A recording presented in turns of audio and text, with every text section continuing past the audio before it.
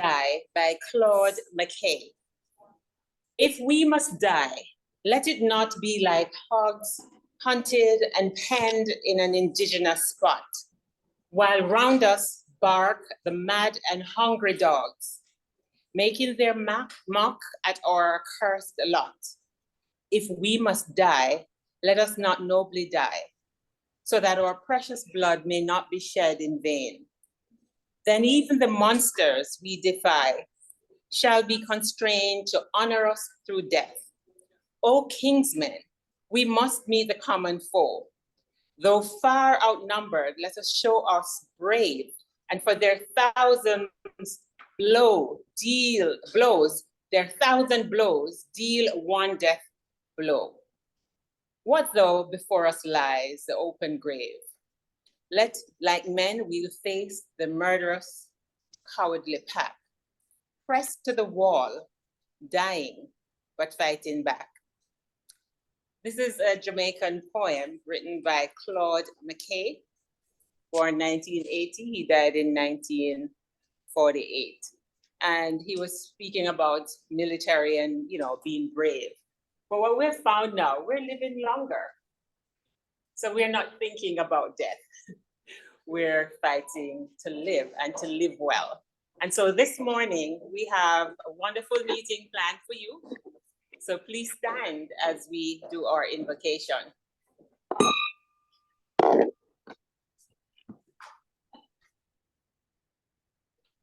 to make sure the person is in the room or online.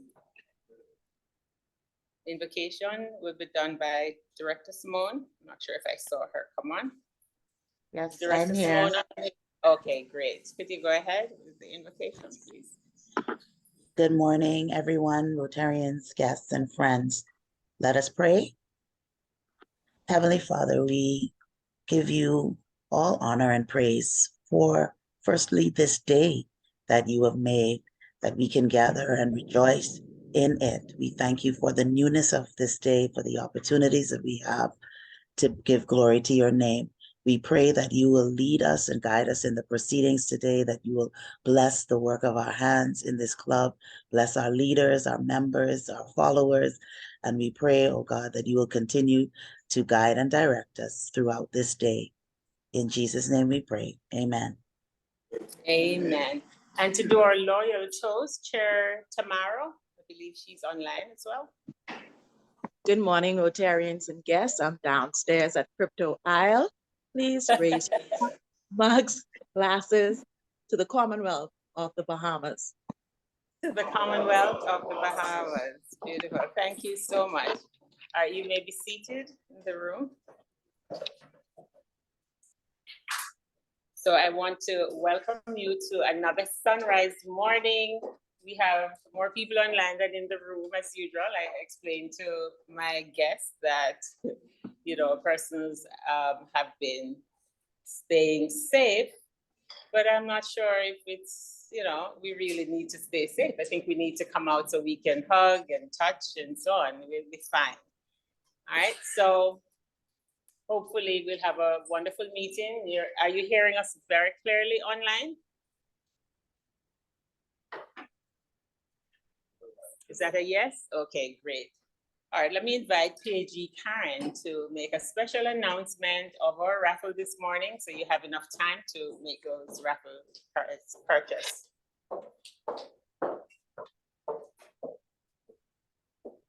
Good morning, fellow Rotarians and guests. This morning, courtesy of the Blue Team, we have an awesome raffle prize that every single one of us could use. It's a $75 gift card to Solomon's. So that could be used at their Fresh Market location, their Super Center location, or if you happen to be lucky enough to be in Exuma, you could use it there too. So $75 gift card for Solomon's. Tickets are 1 for 5, 3 for 10. Thank you so much. Thank you, PAG Karen. I also have a special announcement that I wanted to make at the top of the meeting, but the person is not here yet, so let me hold it on that. We have a banner exchange this morning. So let me invite PDG Felix, one of our founding fathers, one of our And it's with the road. I'd like to invite Mrs. Corlette Deveaux. Yeah, our speaker. Our speaker is actually a Rotarian, and she's from the Rotary Club of Western. So I'll allow PVG Felix to do the banner exchange. Rotary Club of Western. And from the Rotary Club of National Sunrise. Fantastic. Sunrise, welcome to the Bahamas. The Right. President, this is for you. Fantastic. Say cheese. Cupcakes. Yes, did you see that? Come a little closer. Oh, sorry. We cannot mess this up. Thank you. All right, so we'll add this. We have a banner with a lot of flags, so we'll add this. And Madam President, And have I'll put it cupcakes here. by. Yes. Okay, and we also have some treats in the room, courtesy of Homestyle Treats, Rotarian Akima, so please enjoy. All right, our hot topic for this morning is, are you opposed to alternative medicine? Alternative medicine, Natural remedies, yes.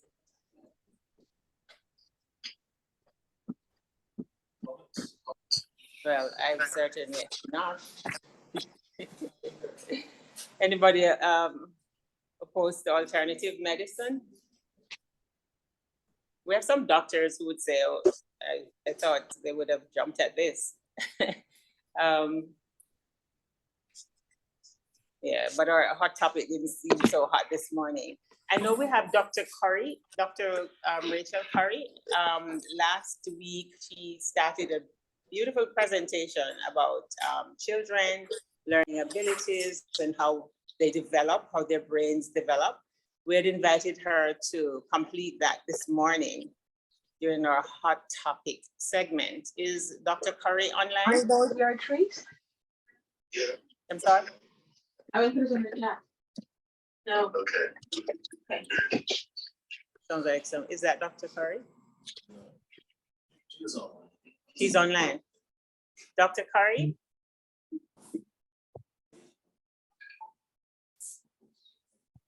Are you able to? Can you hear me? Can you hear me?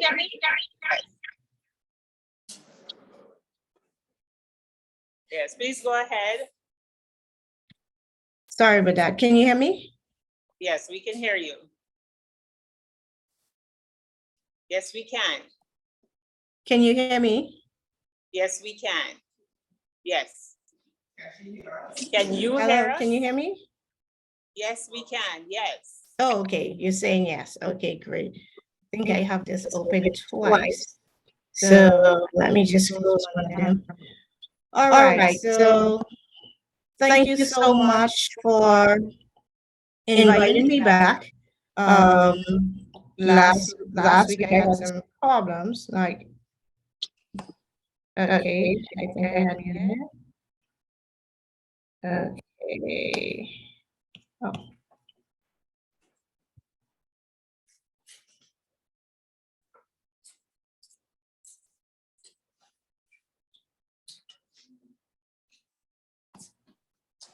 Okay.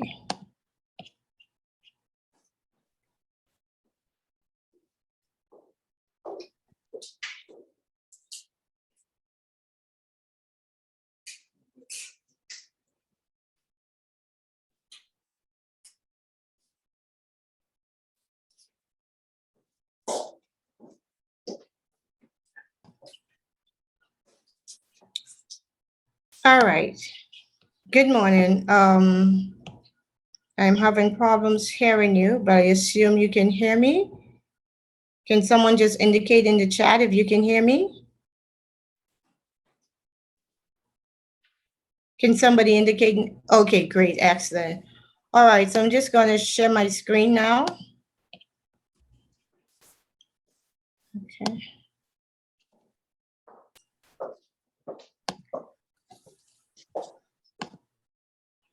All right, great.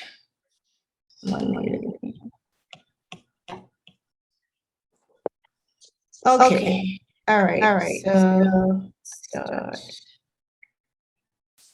All right, so let me apologize first of all for the technological malfunction.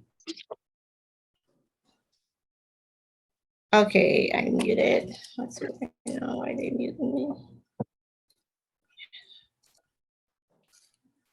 Hold.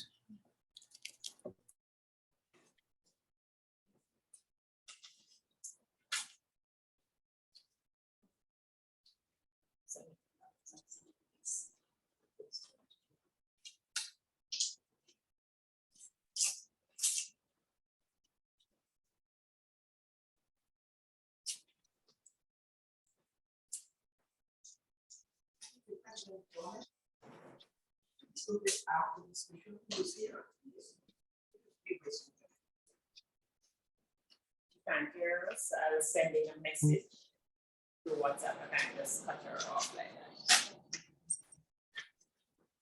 that.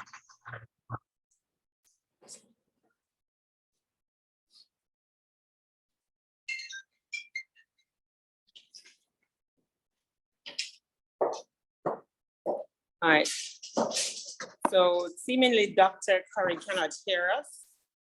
Can we stop screen sharing and probably send a note in the chat that we'll take her after? I was trying to do that, but I'm not online on my phone, so I was using WhatsApp.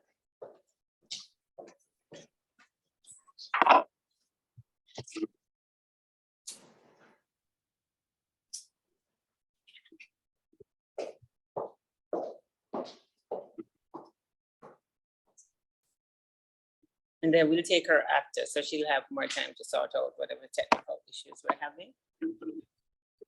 All right, thank you so much. So I'll now invite PP Diane Mello to introduce our guest speaker. A pleasant good morning. It gives me great pleasure to introduce Corlette Deveaux. She is a senior advocate and a true humanitarian. Her volunteerism and advocate spans over 20 years. She's on the executive committee for the Alzheimer's Association, and she sits on the board of directors for the Rotary Club of Weston. She's also the former chairman of the Parkland Chamber of Commerce and vice president of the Pink Pearls Foundation. Her history of success has been demonstrated in her extensive experience in strategic marketing and business development with large organizations. She has a successful history of creating and executing strategic plans and training programs to help organizations meet their corporate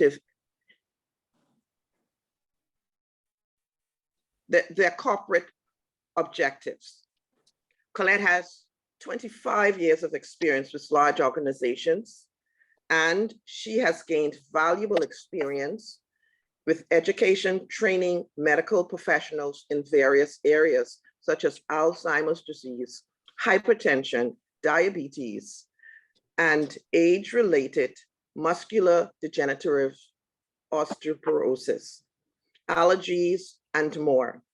She has leveraged her extensive corporate experience to forge ahead in her own entrepreneurial pursuits. And in 2015, she refined her focus on the senior industry. A member of her coaching club received strategic coaching and guidance. Corlette continues to strengthen her reputation and position as a senior advocate with a number of business targeting training, education, and care of seniors.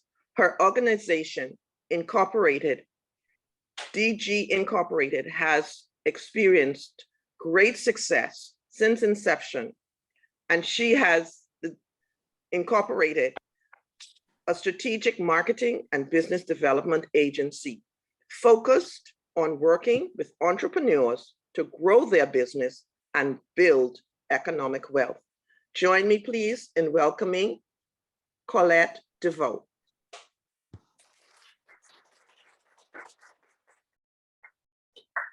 Good morning, everyone. Good morning.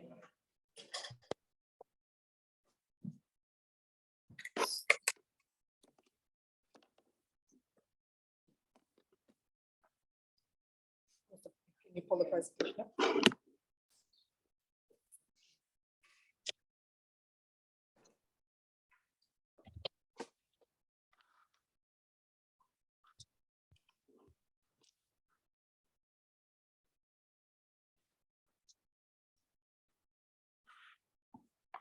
Good morning, everyone. It is a pleasure to be here. I hail all the way from Nassau, Bahamas. I am born and raised. How do we get the forfeited money?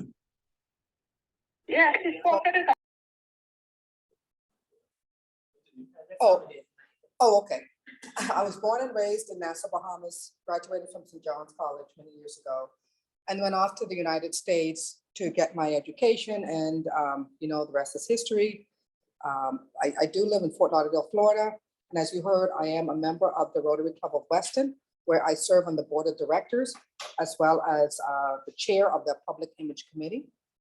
And I am happy and thrilled to be back, and my dear friend here, Donette, and I have been spending a lot of time together, and when she asked, I said I would love to be a part of this opportunity to share some information that I think is so compelling and so needed in the entire market prison in the world. Young man, would you mind going back to the beginning of the presentation? That's the end, if you don't mind. So one of the things that I was introduced, you heard my background, and I've been in pharmaceutical sales for many years, over 25 years, working for companies like Pfizer, Novartis, Alcon Labs. And I learned a lot while I worked for them. And one of the things that was compelling to me was when I sold Aricept for Alzheimer's, and when I moved to Novartis and I sold Exelon for Novartis. And what I found compelling back then was those products are not meant to solve or resolve or cure anything. And they really didn't do anything. And so as I went through my life and I retired from pharmaceuticals and I decided to do my own thing, which is to focus on seniors. So I've dedicated the last 8 years of my life to just focusing on seniors. I owned my own adult daycare facility in Pembroke Pines, opened it from scratch, built it and sold it. Now what I do is go around the world educating people on the state of the senior industry and opportunities and gaps in the senior industry where you can build your economic wealth. But while you're building your economic wealth, what are you doing? You're caring for seniors, and the need is great. Next slide, please. Oh, that's me. So you heard about my background. What I want to do is just kind of give you some statistics, and I take it all the way up to the top with statistics from the World Health Organization. So when you look at our population, it says that our population, we all know the baby boomers. We heard about the baby boomers forever, right? Okay, well, we're here. Well, they're here. I'm almost a baby boomer. So I just say I just loop us all into that. We are here, and the population of people over the age of 60 years old is increasing every day. The scary part about that is we say we're increasing, we say the baby boomers are increasing, but nobody is really understanding the need that needs to be filled to care for those seniors. As we get older, our needs change. And the world is having a hard time keeping up with the changes that are needed for seniors. In 2019, the number of people aged 60 years old in the world was 1 billion. And in 7 years, it's going to be 1.4 billion. And by 2050, it's going to be 2.1 billion people over 60. That's a lot of people. That's a B, not an M. What are we going to do with all these seniors? What are we going to do? We're going to just leave them alone and keep living our best lives and just let them go by the wayside? That people, that is you, that is me, that is us. So how do we prepare for when we get there? And how do we take care of the ones that are there now? So the World Health Organization says that the growth in the global population requires adaptation to the way societies take care of these seniors. So here are the gaps, according to the World Health Organization, and this is what I do as a matter of fact, for a living. The World Health Organization says that societies are now responsible for providing services for seniors. One, health services and in-home caregiver services. As we get older, remember, we are no longer going to be able to do everything we used to do. ADLs, activities of daily living. You'll find that as you get older, you may not be able to eat or feed yourself, or you may not be able to go to the bathroom, you may not be able to comb your hair. There are 5 ADLs. If you're not able to do 1 or 2 of those ADLs, you now begin to need help. And when you need help, where do you go? Your kids are living their best lives. You're at home stuck by yourself. Nobody's checking for you. What are you going to do?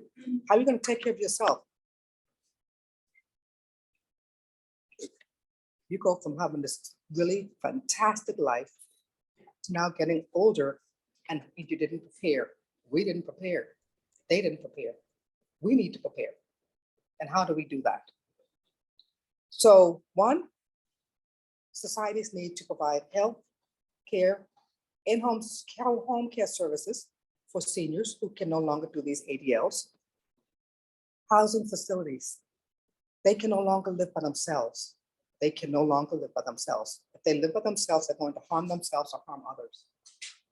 What are we going to do? Where are we going to put them? In the States, there are a lot of places that are opening up around the country. And the statistics in the United States are staggering. There are currently 30,000 assisted living facilities in the United States today. And the United States statistics by the National Institute of Aging says that in the next 20 years, there's going to be a need for an additional 1 million assisted living facilities because seniors are living longer. Yay! Okay, that's great. Who's going to take care of them? So there's a need for assisted living facilities, at least 1 million in the next 20 years. In the Bahamas, there's a significant need here now. We have a lot of seniors that are home dying alone. They're lonely, they're isolated. They have no one to care for them. The kids can't afford it. The kids have to go to work. There's a whole lot of issues that we're facing. And that's why we need to start educating and we need to start doing something about it. The third thing the World Health Organization says is needed by society, transportation. Seniors can no longer drive. And if they're driving, we need to check them. Because I remember the last time my mother drove, she said that parked car moved and hit her car. Okay, that was the last time she drove. Because when the parked car moved and hit her car, that's a telltale sign. And I will tell you that a lot of people don't even realize that when it's happening to their parents because you can't see it. You're in denial. Trust me, I know, I was in denial too. So you have to consider these things. Fourth thing that the World Health Organization says is that socialization. We need to provide options for socialization for seniors. When Adam was created by God, what was the next thing the Lord did? He was lonely, right? What did he made Eve for a number of reasons. And one of them is socialization. We are a social being. We are not meant to live alone. If we weren't, then Eve wouldn't be here. We wouldn't be here. So as you think about aging, you think about seniors, we all do. We all need that human interaction. We all need socialization. So when you leave your mom, your dad, your cousins and friends home who are older and they say, oh, she's safe, he's okay. He is not. Socialization is a critical component of living longer and living better. So we need to be sure that we find resources, and society now has a responsibility, according to the World Health Organization, to create options for seniors to socialize. So those are the 4 things that's recommended by the World Health Organization. So you look at this here, right? The society's role to address aging. And we just talked about those things. The one thing I didn't put in there is financial aid. Seniors are no longer working. They have medication, they have to buy food. There are many seniors out there that are starving that don't eat every day. You know, aging affects not just the young, but affects the old. You have some young kids who can't fend for themselves and they're not eating. You have the same situation for seniors. They don't work anymore. They can't go to work. How do they get food? I know social services provides a small stipend, but is that stipend truly enough for them to eat every single day? The financial need, they can't afford it. And if they have money, they have 2 options. They have 3 options. You can decide if you want to eat, You can decide if you want to stay living in your house, or you can decide if you want to pay for your medication. Those are the three options you have, but you can't do all three. It's a struggle. And how do we help them? More statistics from the World Health Organization on aging and health. We're living longer, not necessarily living better, living longer, not necessarily having a great quality of life. There's some things that I recommend as part of my platform on how you can live longer, but how you can live better and have a good quality of life as you age. In 2020, the number of people aged 60 and older outnumbered children younger than 5 years old. That means we have a lot of seniors. We have a lot more seniors than we do children under 5. That is another long story that is going to be an issue in the future. But for now, the issue that we have is we have a lot of seniors that are, a lot of people that are growing older and that need care. From 2015 to 2050, the number of people over 60 doubled from 12% to 22%, almost doubled. And by the next 7 years, 1 in every 6 person will be over 60. These are statistics to really just help you to see the magnitude and the need that we have, because it is here. It is, the baby boomers are coming. No, the baby boomers are here. And we really don't know what that means. This is what it means. This means they're here, we're here, and we have to figure out how to be sure that we age and live the rest of our lives better and with good quality of life and not suffer. The Bahamas aging statistics. You see in the Bahamas, we have 407,000 people that live here, and out of the 407,000 people that live here, 35,000 of them are over 65. That is 8.6% of our population. And if you look at the graph, you'll see that the top gray part of the graph, continues to go up. We're getting seniors, the number of seniors are growing year over year. I looked at the statistics for Alzheimer's death in the Bahamas because I was interested to see what those numbers were, because they're staggering in the United States. And I found that in 2020, there were only 53 deaths in the Bahamas from Alzheimer's. And here's the theory that I came up with, because I searched up and down to try to find these numbers. And that's what the numbers came up. And my theory is this. We don't tell people when our family members have Alzheimer's, right? Right. 1, we don't tell people, or 2, we are in denial. Because my aunt, who I hadn't seen for a very long time, said, "Where did Auntie Rhoda go?"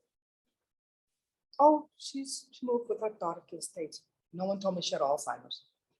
Hypertension induced Alzheimer's. No one told me that she had Alzheimer's, right? And you know how Bahamians are.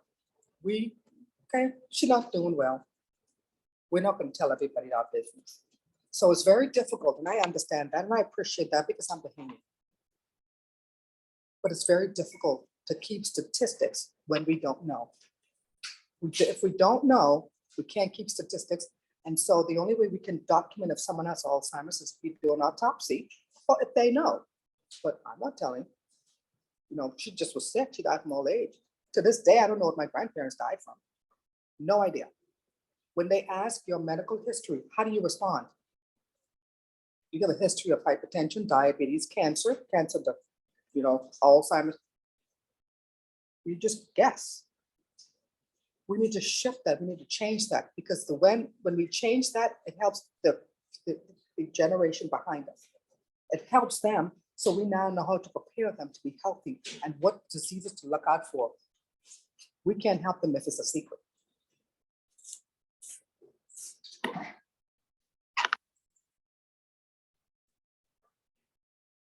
The numbers about Alzheimer's around the world is staggering. First of all, it's not on the slide, but I will tell you that Blacks have an incidence of Alzheimer's twice as likely as their white and Hispanic counterparts. We get Alzheimer's at a much faster rate. In the world, there's about 55 million people in the world with Alzheimer's. And that number is expected to increase to 139 million. In my opinion, Alzheimer's has got to be the worst disease in the history of diseases, the absolute worst. Because you're able to move around somewhat, but you don't remember people and things that are important. So your quality of life, and we talk about living longer and living better. Living better means living a good quality of life. I was at a stem cell summit for the last 3 days at the Atlantis. And I was one of the speakers on the panel that talked about aging and longevity. And this whole seminar, this whole summit was about longevity and living longer and living better and things we need to do. And it's not hard. It's not hard. And it is doable. If we do our part, because self-care is healthcare. You don't really need to go to the doctor as often. If you are a vegan, if you are taking care of yourself, my friend here, true vegan, true vegan, I get crochet. I crochet. And I'm proud of her, right? Because, you know, part of how we live, our lifestyle, determine how we age. That's the number one way to determine how you age. Nothing more, nothing less. Well, also the society and the environment that you live in. That's how you age. If you eat French fries, that's okay. You can eat French fries all day for the next 20 years. It's going to catch up with you. You can sit around and don't do anything all day. It's going to catch up with you. And when it comes, it's going to come hard. See, when something happens, hypertension is your sign to say, slow down. Your body can't, your body doesn't like it. Your body doesn't want this. Cut back on the salt. You know, my friend here invited her out to dinner the other day. She said, well, nope, can't go to cricket club. Cricket club is not vegan. I said, well, let's go to, nope, they're not vegan. And I respect that. You know why? Because that's my platform. I don't eat meat. I don't eat chicken. I'm a pescatarian. And it is very difficult. This is why people don't do it. It's hard. But I can tell you what's harder. Not remembering your children is even harder. Not remembering your children because you have a brain disease. Alzheimer's is really not a disease of aging. It's a disease of your lifestyle. It's a brain disease. So let's look at what Alzheimer's is, because Alzheimer's is one of the things that impact how you live when you're older. Alzheimer's disease is a type of brain disease. It's a disease of your brain. Just as, what is coronary heart disease? A disease of what? If you have coronary heart disease, everybody say, that's your heart, okay? Alzheimer's is a disease of the brain.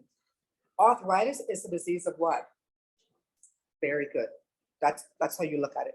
And it's not a sign of aging, because if it was, everybody would have Alzheimer's. Remember, it's your brain. Getting diseases that affect your brain induces Alzheimer's. So let's try our best to reduce, to eliminate hypertension, diabetes, or obesity, those kinds of things that would affect your brain in some way. And as you cause trauma to your brain, the trauma to your brain brings on Alzheimer's. And dementia is an overall term for a particular group of symptoms. People say Alzheimer's, dementia. Let me just explain the difference. So dementia is a set of symptoms, like the symptoms in your brain. They're the components in your brain that trigger certain things for speech, for memory, for recalling words.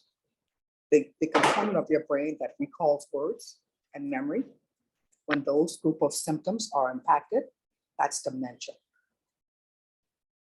Right? So that's a form of, that's dementia, which is the most common form. Alzheimer's is the most common form of dementia.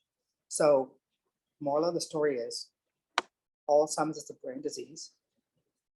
The things that affect your brain, my aunt who I didn't know was sick, she had hypertension induced Alzheimer's.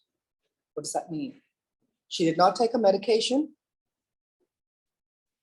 Her hypertension went through the roof, and she ended up having a stroke. And so certain things that affect the brain, certain diseases that affect your brain will put you at risk of getting Alzheimer's. It's not just getting old, it's your lifestyle and how you live. There's some things that you can do when a person has Alzheimer's disease to help them. And I'm not going to go through this list here in the interest of time, but here are some simple things that you can do. You know, you want to be sure that you are always with them. When you have Alzheimer's, you can no longer do certain things. And number one, you cannot trust them.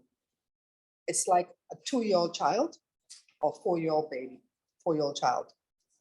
They don't know that if they put their hand or hair clip in that socket, they are going to electrocute themselves, correct? They don't know that. So always think about a person with Alzheimer's like a 4-year-old. So remember the old saying, Bahamians always say it, once a man, twice a child. And you never know when they're going to come in or out. And what that means, they can remember everything today. But tomorrow you're going to be talking to them about what happened yesterday, and they don't know what you're talking about. They're talking about last 20 years ago when they went to St. John's or when they went to see this person to eat. They're not going to remember. You never know when that's going to happen. So don't say, she's good today, Mama's back. Mama's back for that moment. It comes in and it comes out, and you don't control it, neither do they. So don't leave them alone. Lock the house, keep them secure. Don't lock them in the house because that is a risk and that's illegal. It is illegal to lock someone in their house. Do you know why?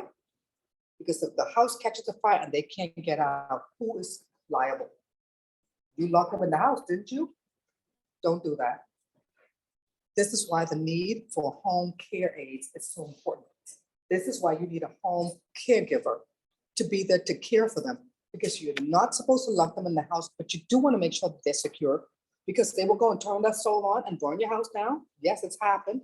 They will burn your house down. They will go outside and they'll start walking and you won't see them for days. They'll end up somewhere in a lake, or they'll end up somewhere where they're not supposed to be, or you may not find them. It happens a lot. My father-in-law had Alzheimer's and Parkinson's. His wife, like I said, don't lock people in the house, but I'm just going to tell you the story. She locked him in the house. And she called us and said, hey, I went back home and he's not there. First of all, he was in a wheelchair, Parkinson's and dementia. And she had double locks in the door. Don't know how this man got out of the house. He still got out of the house. We didn't hear from him for days. So we were thinking there's a lake around the corner. Oh goodness, his son had died in the lake down the street. So like, now another one. We were about to go and have the lake drained to see if he was there. Thankfully, we got a phone call, or she got a phone call to say, we found a man in Aventura. He's in the hospital, he's been there for 2 days. And somebody looked in his wallet and found this number. Can y'all come to see if this is the family member? Because it was all over the news. Now, if you guys know Fort Lauderdale at all, that's like going from Lyford Key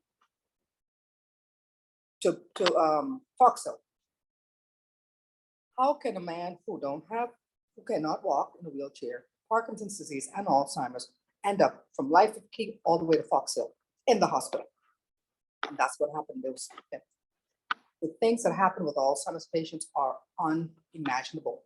So what I'm saying to you is, if you have a family member, loved one, or friend that has this disease, or who has a family member that has this disease, please tell them, keep them safe, get a home caregiver, someone to be there.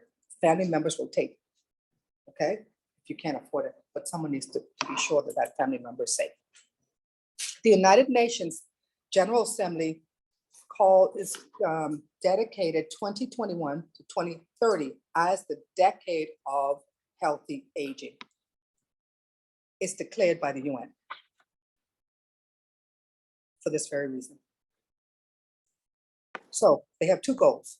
Goal 1, to reduce health inequities.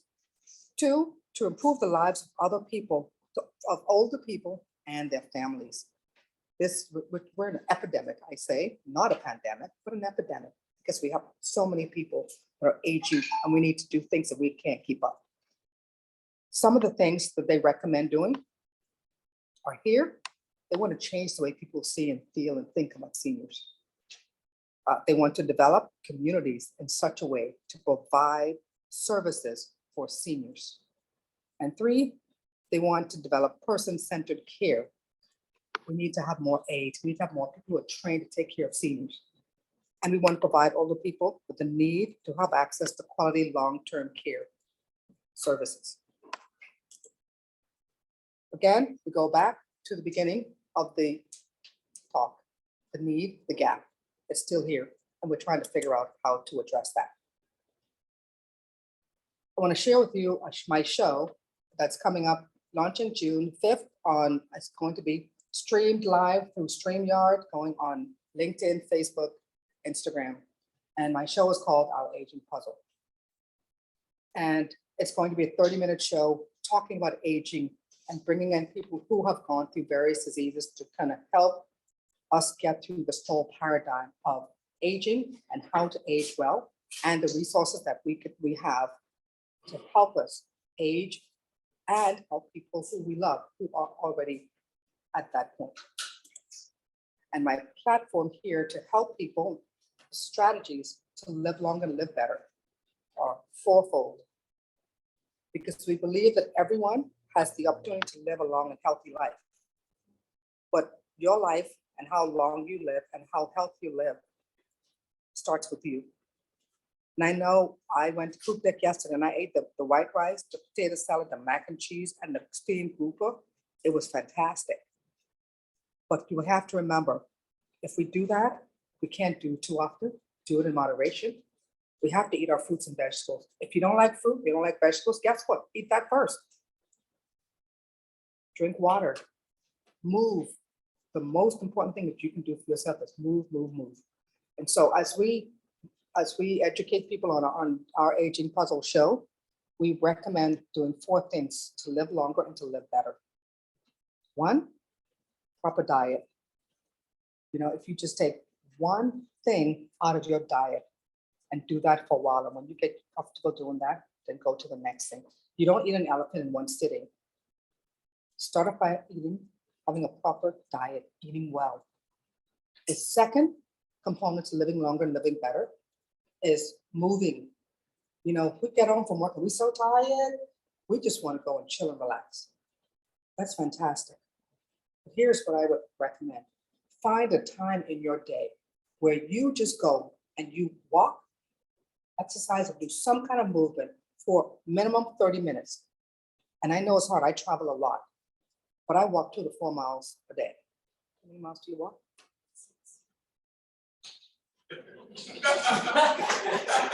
Y'all see what I'm dealing with? She called me this morning. Yep, I just came back from my room. What time do you wake up? What time do you go to bed? So you see, it's important. And you're doing it for one reason, not for anyone else, but for your longevity. So 1, eat well, eat proper diet, regular exercise. Third one, to live longer and live better, reduce stress. Not eliminate stress. Stress, healthy stress is okay. You are gonna have stress in your life, but there's some stressors that does not make any sense. Remove the stresses out of your life that makes no sense. Reduce your stress. And the 4th one, every time I tell every single scientist, the 4th one, before I can say the 4th one, you know what they say? Sleep. Every scientist that I spoke to this week and before said, 4th one has got to be sleep. And I said, I disagree. And I know you're a scientist, but this is my platform. This is what I recommend because this is how I feel you can live a longer and healthier life. Socialization. Because sleep, you can address sleep when you reduce your stress. A lot of times when you can't sleep, you're stressed and you think to yourself, you got 100 things going on. Part of the reason you're not sleeping is because of stress. So you reduce your stress, you may eliminate the ability to sleep. But socialization is important because what socialization does is it makes you feel warm, it makes you feel loved, it gives you a purpose to live, and it makes you smile, it makes you happy. Happy people want to live. Unhappy people don't. Lonely people don't want to live. So if you do the 4 things and you want to live a longer life and you want to live a better life as you age, look at those 4 things. Proper diet, regular exercise, keep moving, reduce your stress, and socialize with your friends. Go into work, get off work, call your friends, hang out with your friends, go drink with your friends, lemonade, water, Gatorade. Drink with your friends. Have a good time. Socialize, smile. And those are keys to living longer and living better as we all age. Thank you.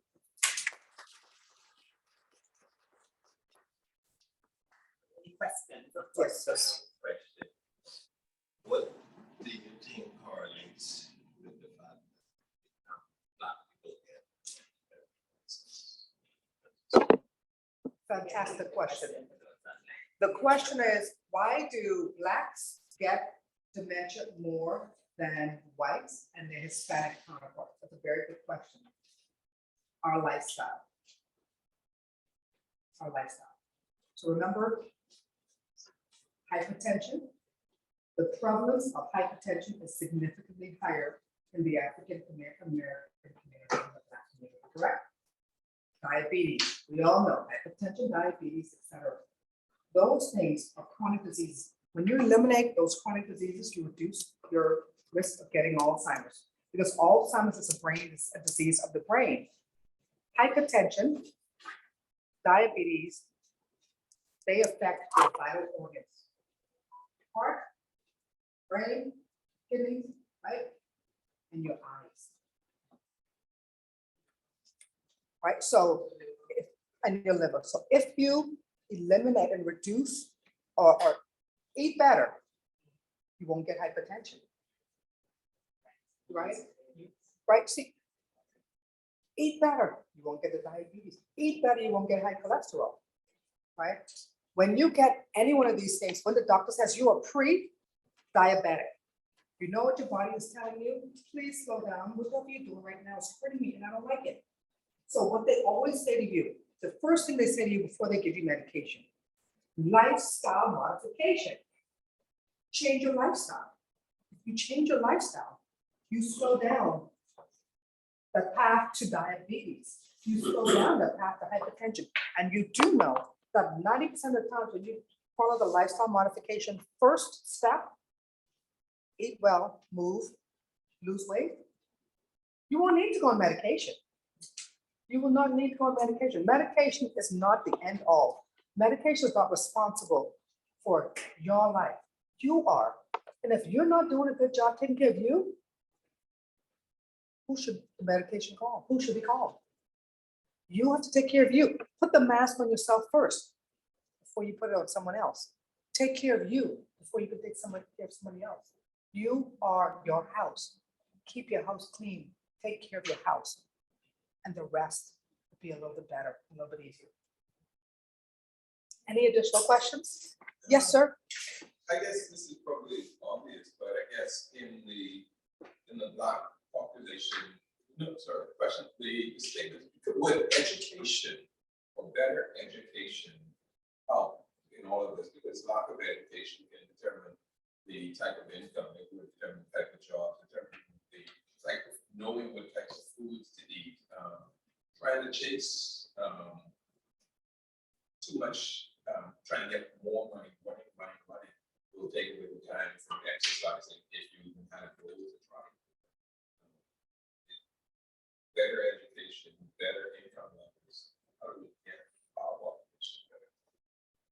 So one of the things that the World Health Organization states is that the majority of the people that are going to have an issue are the low income people. So yes, that's part of the responsibility that society has to educate. Right? So when you educate, you also need to now provide resources and subsidies to help those low income people be able to afford food. Because honestly, low income people, they can only afford a can of corned beef and rice to feed their family of 5. You go to super value. You got 5 people living in that house who are working, and it's a struggle. So the low income people do struggle. You could educate them, and now, there's different ways for them to eat better. That just means connecting with the earth. That means they may have to start growing their fruits and their vegetables. And how many behemoths will be in the backyard trying to grow their fruits and vegetables?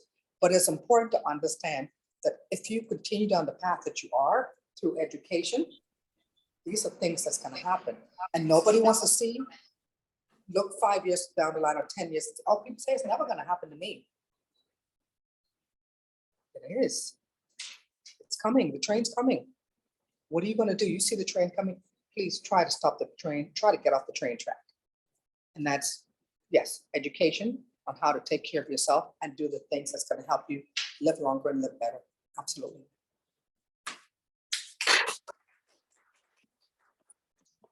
Thank you. I know Father P is moving the vote of thanks. Father P. Ma'am, thank you very much. Good morning, everybody. I just want to thank our illustrious speaker. It's good to know that you're a Bahamian doing so well, representing us over there. And of course, as a former St. John's College alumni, we congratulate you. We really appreciate your discourse, your advice to us this morning. Very simple: diet, exercise, get away from stress, and socialization. We often say, or you hear people say, boy, if I know I would live this long, I would have taken better care of myself. Well, the reality is you just might live that long. I went to the doctor at age 70. He said, you're in pretty good shape. So I said, okay, thank you. I said, you think I could live till I'm 90? So he said, okay, do you drink? I say, no. Do you smoke? No. Do you carouse? No. He said, why the hell you want to live till you're 90? And as I was saying before, I was rudely interrupted. Let us get the takeaway from what was said. It's obviously a lifestyle issue. We in Rotary want to promote that, and let us do that individually and collectively. Let us support institutions that look after the elderly.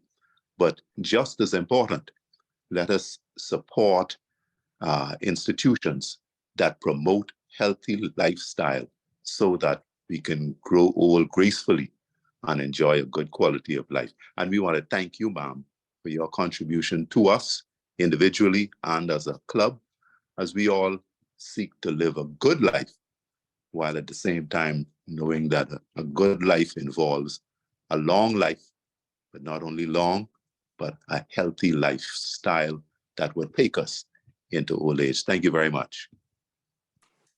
Thank you. And Father P, since you're not here to socialize and to hand over the little token to our speaker, I'll do that on your behalf. And I'll invite Rotarian Corlette, Director Corlette, to come forward. My Rotarian bestie, guys. Excellent presentation. And yes, choose a vegan friendly restaurant. Yes. I want to welcome her better half.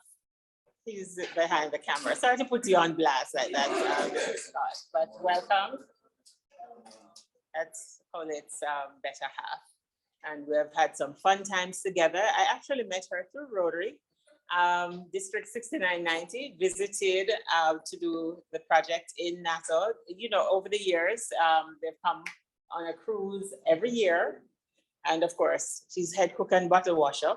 So at the last visit, we did the libraries and we hit it off, and we've been two peas in a pod since. We had Christmas, Thanksgiving dinner together, and it's been awesome. So Rotary gives you the opportunity of meeting people, but you don't do it behind your computer. You don't do it if you stay at home and curl up with a book.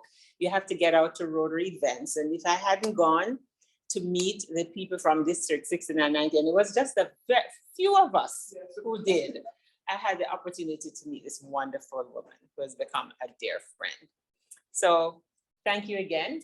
Time has gotten away from us, and so I'm going to invite our chair of Rotary, family of Rotary, And she doesn't know why she's coming to the podium, but she's gonna, you're gonna sing happy birthday? Happy birthday, Hubert, Jamie, and Akeisha on Saturday. Awesome. So that's 3 birthdays we have coming up. This week, all this week. So I invited you to the podium because I wanted to put this pin on you. You're the Rotarian of the month for the month. And what you do makes a big difference. Thank you for what you do while being seen and what you do behind the scenes to ensure that Rotarians have a great Rotary experience. So thank you so much. It's appreciated. I need my hug so I can live longer. I don't know about you guys. Congratulations. And I'll now acknowledge other persons who are visiting online and in the room. So it's Scott who is in here. And online, I believe we had Mr. Cooper, Antoine Cooper. Who else is online? Dr. Curry, we'll have to bring you again next week when your audio and everything is sorted out, because we've really run over time. I think next week I'm gonna come in person. Oh, she's gonna come in for awesome. I love that. Great. So we get to hug you as well, and we can all live longer. So let me invite. Yes, and we want to see you too, Mel. Haven't seen you in a while, so please come on out. All right, let me invite. That'd be great. Yes, PG Karen to pull the raffle prize, and I'll invite Scott. Can you please come and pull the ticket? Oh, you have a horse in the race? I do. No, you can still begin. Just close the eyes. I pick myself. Oh, let me know. It'll be good to meet today. Someone in the room. Yes, come and read Yeah, it. I'll let you read it. So those online can see your handsome face. Okay, thank you. 620905. Oh, man, close. I almost. It's you? Oh.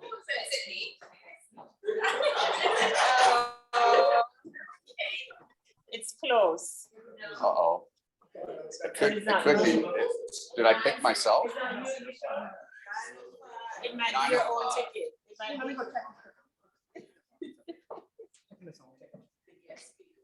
Did you pick your own ticket? I did not. Oh, so guys, check your ticket.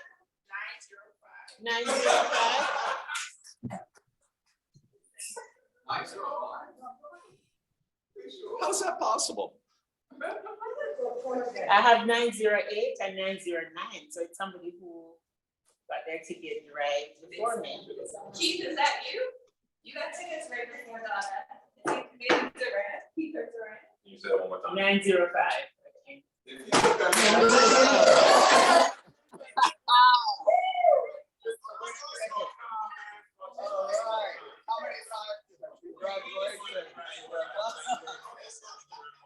Oh my God. You can go shopping. All right. He was so busy over there. Next time we just pick another one.